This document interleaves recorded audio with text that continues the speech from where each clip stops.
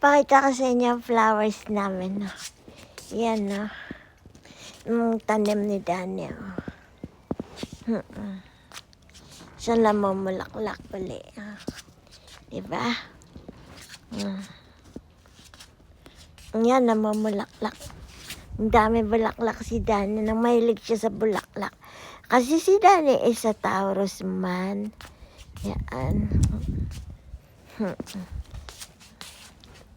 Mahilig si Dani sa bulaklak. Yan, mamamulaklak na sila. Okay? Ay.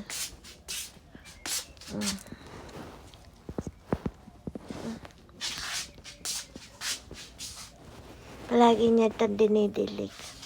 Ganyan ang bulaklak niya. Yan.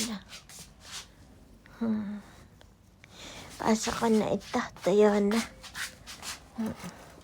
Kita mo yan, silyang yan. Akin yan. Regalo yan sa akin. Pa-birthday yan sa akin 3 years ago.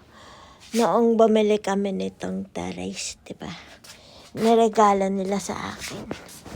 Yan. Kaya akin to silyang ito.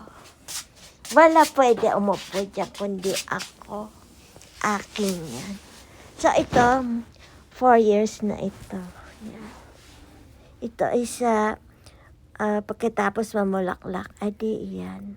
Ay, babalik ulit pa mamulaklak niya. Maliit lang siya, no? Kasi tinetrim ni Dani. So yan ang mga bulaklak ni Dani. Hindi ba? Ito akin to. Pa-birthday yan sa akin ng binilhan namin. Tingnan mo yung ibon. Hindi ka. Dito napunta ang mga ibon.